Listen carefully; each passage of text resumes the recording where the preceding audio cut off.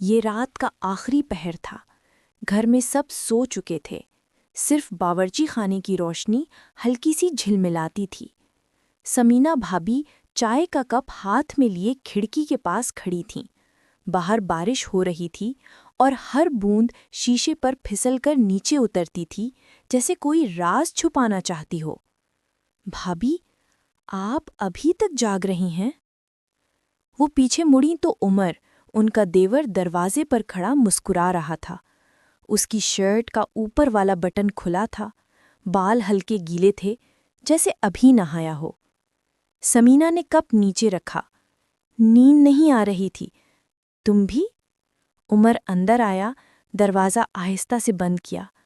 بھابی، مجھے لگتا ہے ہم دونوں ایک ہی بات سوچ رہے ہیں، اس نے بہت آہستہ سے کہا، اور اس کی آواز میں کچھ ایسا تھا جو سمینا کے کانوں میں گھنٹی کی طرح بج اٹھا۔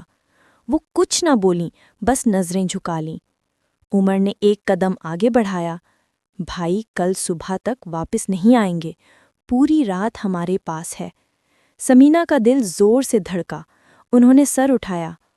عمر، ہم یہ نہیں کر سکتے۔ کیوں نہیں؟ اس نے ان کے قریب آ کر آہستہ سے ان کا ہاتھ پکڑ لیا۔ کیا ہمارے دل ایک دوسرے کے لیے نہیں دھڑکتے؟ کیا آپ نے کبھی مجھے اس نظروں سے نہیں دیکھا جو صرف میری ہیں؟ سمینا کی سانس رک سے گئی، ہاتھ چھڑانا چاہا مگر چھڑا نہ سکیں۔ عمر نے ان کے کان کے قریب منہ لا کر سرگوشی کی۔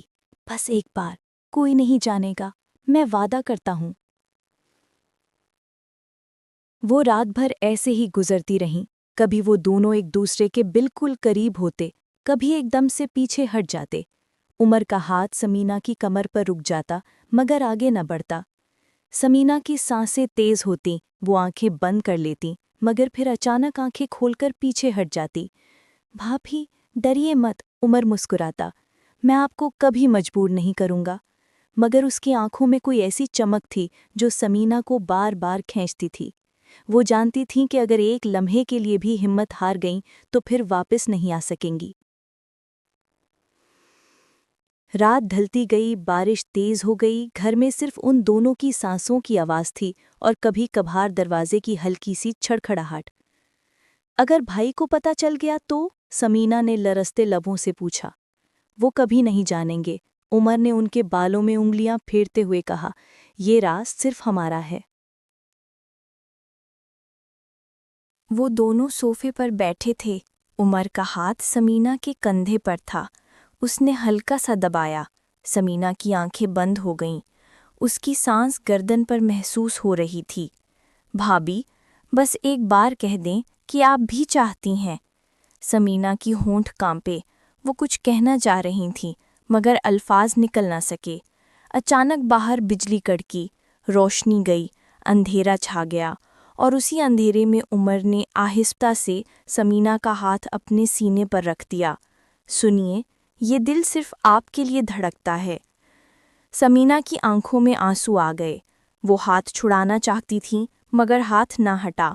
رات ابھی باقی تھی، بارش ابھی نہ تھمی تھی، اور وہ دونوں ابھی ایک دوسرے سے بس ایک سانس کے فاصلے پر تھے۔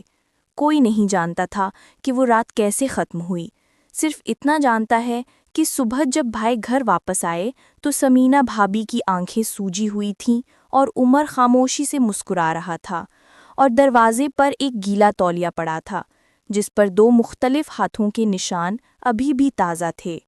صبح کا وقت تھا، گھر میں چائے کی خوشبو پھیل رہی تھی مگر فضا میں کچھ اور بھی تھا، ایک عجیب سی خاموشی۔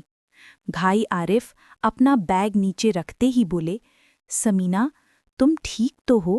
چہرہ اتنا اترا ہوا کیوں ہے؟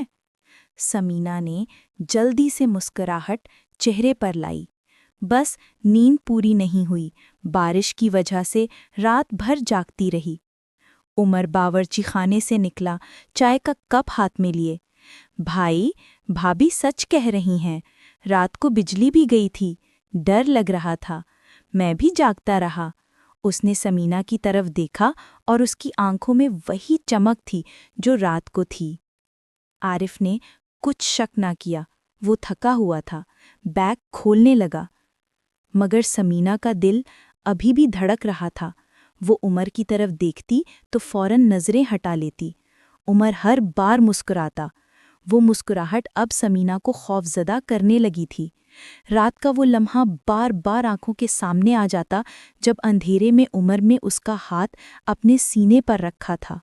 وہ گرم سانس، وہ دھڑکن، وہ سرگوشی، سب کچھ ابھی تک جوں کا توں تھا۔ دوپہر کو عارف دفتر چلے گئے۔ گھر میں پھر وہی 2 لوگ رہ گئے۔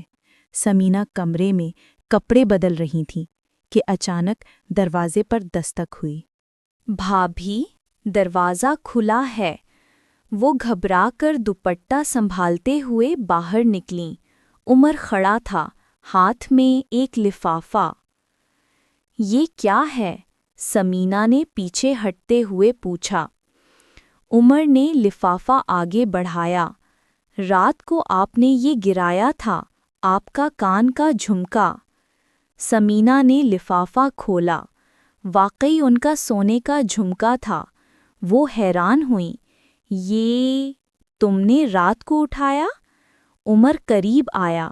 بھابھی، رات کو بہت کچھ ہوا تھا، بہت کچھ جو ابھی ختم نہیں ہوا۔ سمینہ کی سانس پھر تیز ہو گئی۔ عمر، بس کرو، جو ہو گیا سو ہو گیا، اب ایسا کچھ نہیں ہوگا۔ عمر نے آہستہ سے ان کی کلائی پکڑ لی۔ اور اگر میں نہ کروں؟ اگر میں چاہتا رہوں کہ ہر رات ویسی ہی ہو؟ سمینہ نے ہاتھ چھڑایا۔ تم پاگل ہو گئے ہو۔ اگر عارف کو پتہ چلا تو کیا؟ عمر نے مسکراتے ہوئے کہا۔ وہ کچھ نہیں کر سکیں گے، کیونکہ آپ بھی تو چاہتی تھی نا، ورنہ رات کو میرا ہاتھ کیوں نہ چھڑایا؟ سمینہ کے پاؤں تلے زمین نکل گئی۔ وہ خاموش رہ گئیں۔ شام کو عارف گھر آئے تو سمینہ نے کچھ نہ کہا، مگر رات کو جب سب سو گئے، سمینہ کے فون پر ایک میسج آیا۔ نام نہ تھا، صرف ایک نمبر۔ میسج تھا، آج رات پھر بارش ہوگی اور روشنی پھر جائے گی۔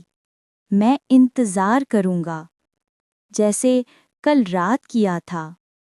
تم آؤ گی نا بھابھی؟ سمینہ نے فون بند کیا اور دل پر ہاتھ رکھ کر بیٹھ گئی۔ اس کی سانس پھول رہی تھی۔